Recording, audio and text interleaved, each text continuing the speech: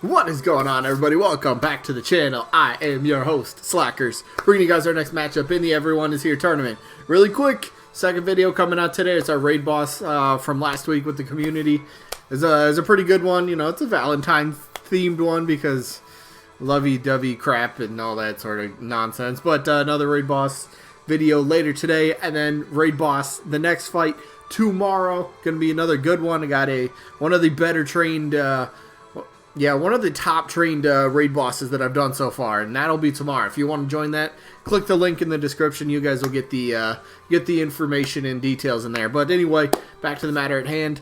It's the Everyone Is Here tournament. We know this by now. 100 characters are put into a tournament each day on the channel, except Sundays. I upload one of the matches from the tournament. We'll talk about it, and we'll ultimately vote between one of the two characters, but you know, voting's a part of the rules, so here's all the rules to read and go over with real quick. And all the rules are very straightforward. As you can see, rule number 1, it's for fun. Yeah, this is for fun. You don't have to vote for who's more likely.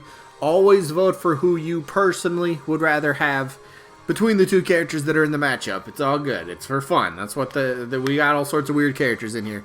But do remember, you only get one vote per person. How do you vote? Simple. Down in the comments, type the name of the character you're voting for. It's that simple. If you happen to really like both the characters that are in the matchup for the day, you are allowed to vote for both by simply typing the word both. Simple. Alright, yeah, but remember, one vote per person. Rest of the rules, though, double elimination tournament, meaning any character will have to lose twice overall before being officially eliminated. Once we get to the results to determine the winner and loser of each matchup, if there's a tie, we're going to flip a coin on camera. It's the fairest way to break a tie. And then each matchup, voting-wise, only lasts for 1 week. So when the episode first gets uploaded, you have 7 days to get your votes in. If your vote comes in after that, it just doesn't count. Sorry. Alright, anyway, those are the rules. Let's get to the rest of the video, shall we? Alright, let's go over the results from last week, which was a good matchup. Again, winner's bracket. So whoever loses, still in the tournament. Still in the tournament. I'll stress that. But, so the matchup last week was Rex and Pyra from the Xenoblade franchise, who is taking on Rayman from the Rayman series. So, this one was kind of close, but one of the fan bases spoke up a little bit more. And in this case, Rayman ended up winning this one 38 votes to just 26 for Rex and Pyra. So, yeah, congrats to Rayman. Moves on to the next round in the winner's bracket. Winner's bracket. That's the key. Because, again, Rex and Pyra, they lose. They just drop to the loser bracket. They're still in it. But if they get one more loss after this, then they're done. But anyway, congrats to Rayman. So let's move on to the matchup for the day, which is a very strange one. Very strange one. Simply because of the character Kratos from God of War, the only Sony rep in the tournament. I don't know.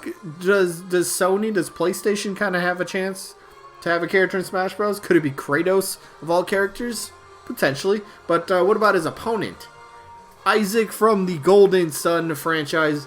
Yes, that assist trophy. Yeah, that Isaac. But let's talk about him here real quick, shall we? So, who's up first? Isaac. All right, Golden Boy. Isaac Golden Sun. I love this character. He's been one of my consistent like top 10 wanted characters since right around Brawl. Maybe, yeah, right around Brawl. He's been just a consistent character I personally really wanted. I want to see this character in Smash Bros. I would also really like to see Kratos in Smash Bros. Just for the wow factor, the like, holy crap, that would never, Kratos in Smash Bros. That can't ever happen, right? I don't know, maybe. We'll talk about Kratos once it's his turn. Let's focus on Isaac. So, as we all know, the story of Isaac was an assist trophy back in Brawl. Was cut for some unknown reason for Smash Wii U and 3DS. And then, you know, Ultimate starts building up and everyone's like, alright, they're going to bring Isaac back. He's going to be a playable character. The fan base really wants to see it. He's one of the most talked about first-party newcomers. And no, he's put back as an assist trophy. Again, look, I'm happy that he got back into Smash Bros. I'm happy about that. There's representation. That's cool. That's good and everything.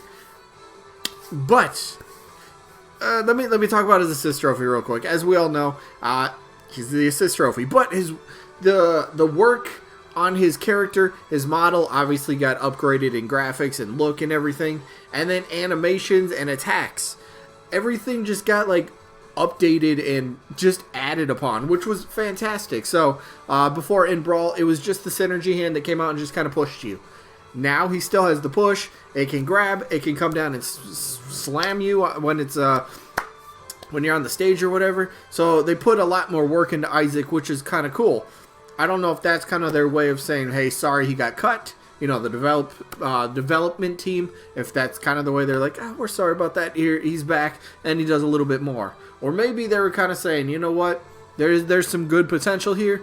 We're going to add upon him, and maybe the next step will be that playable character status, which would be awesome. Now, Golden Sun. It's not necessarily a franchise that Nintendo's extremely too high on, and they're not really doing anything. I think the franchise is just kind of like, it's just kind of sitting in the water for right now. It's just kind of like, all right, maybe someday it gets picked back up. Maybe there's a reboot. Maybe there's a sequel. There's a remake. Maybe there's a something. And as a fan of a Golden Sun series, I'd love to see something, right? So Isaac being in Smash Bros. As a playable character could be a good way to kind of jumpstart it, right? So let's talk moveset, though. Like I said, he's got the synergy hands, and again, it can just push you. That could be his neutral B attack. Simple, right? Just little synergy hand comes out, pushes you. Not going to do any damage, really. Not really should do any damage. Just going to push you. You could use the hand as like a... If you really wanted to go the route, you could use it as a side special, where it comes down and maybe just slaps you for some reason. Giant hand just comes in, bop, gets you. Or maybe a down special or a down smash. Synergy hand comes... bop and grabs or smacks you on the ground, something like that. But he's got a lot. He does have a blade. He's another generic anime swordsman, right? But he's got all sorts. He comes from another RPG game, so I mean he's got the bits and kind of pieces for elements of that sort of character and that sort of play style. But he's got other sort of things as well. He's got let's see. He can. He's got stuff with vines. I'm blanking on this. It's like 3 in the morning. It's 3 in the morning. What the hell?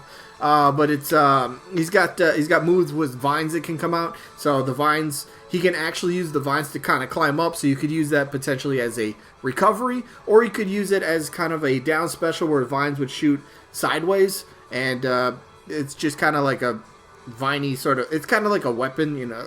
Yeah, it just kind of shoots out. It would be a good kind of, not a recovery, but like a ledge kind of move. It's a good way to catch your opponent if they're on the ledge and they kind of like come back and they roll. You can catch them behind or in front. So it's got good range. It'd be awesome. Of course, he's got his blade as well. You're going to get some sword attacks in there as well.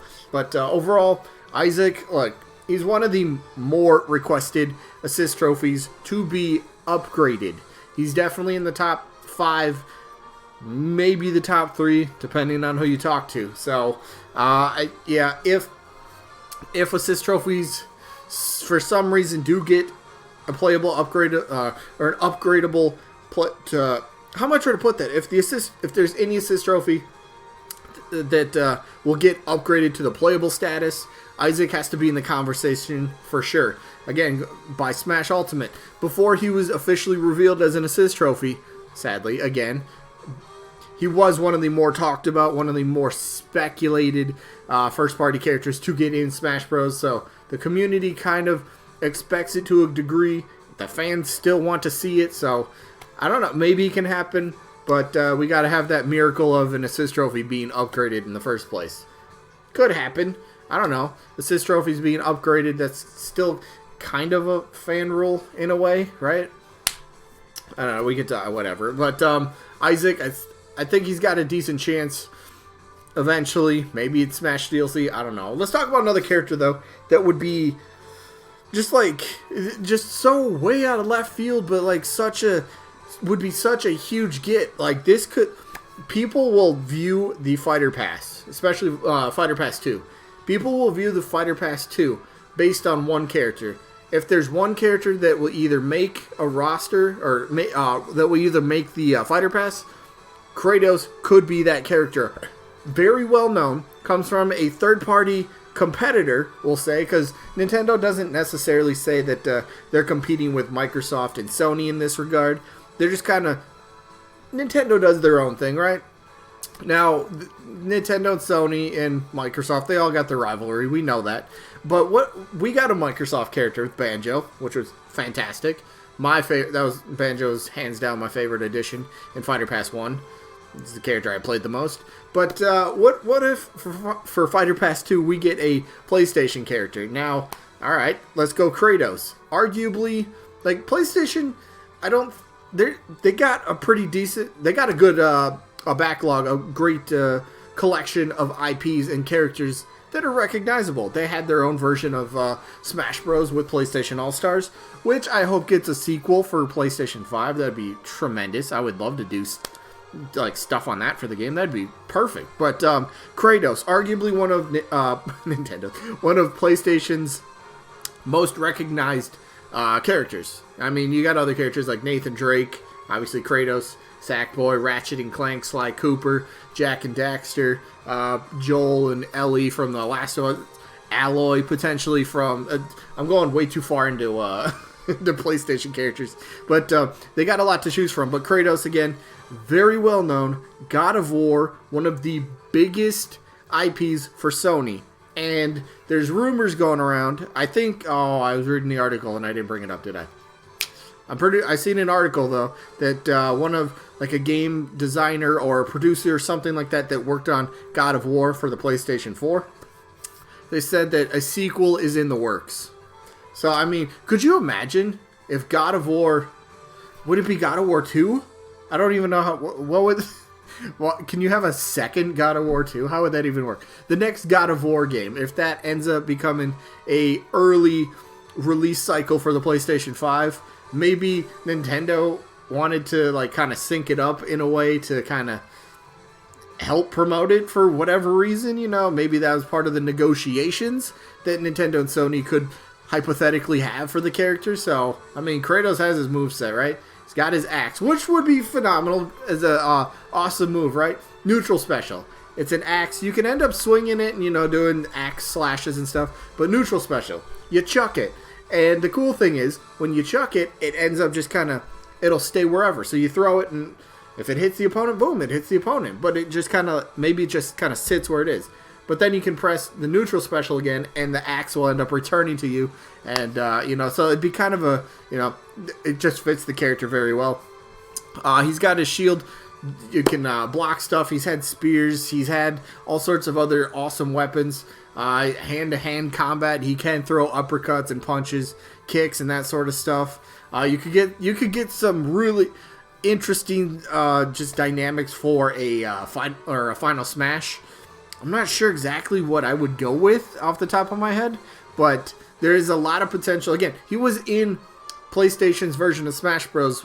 With PlayStation All-Stars, so he had his own version of final moves if you want to go with the level 3 super. What was his? It's been a while since I've played that game. I don't even remember what it was. It's been a long time. I still own that game. Anybody else own PlayStation All-Stars? No? Just me? Okay. But moveset potential's there. Recognizability's there. The wow factor is absolutely there. This would, you know... what better way, as a gaming fan, to start off with a rival company, their character to either start the Fighter Pass, or what a way to end the Fighter Pass with just something that only Nintendo would be able to kind of really keep secret, like the way they did with Cloud and Smash Wii U and 3DS.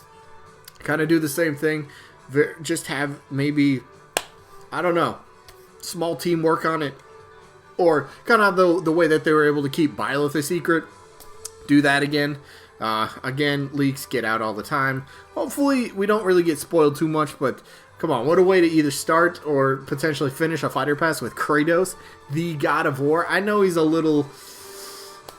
he's one of those more mature characters, but again, mature characters, their games, they have added effects of the blood splatter and all that sort of stuff. You just don't add the added effects of his attacks.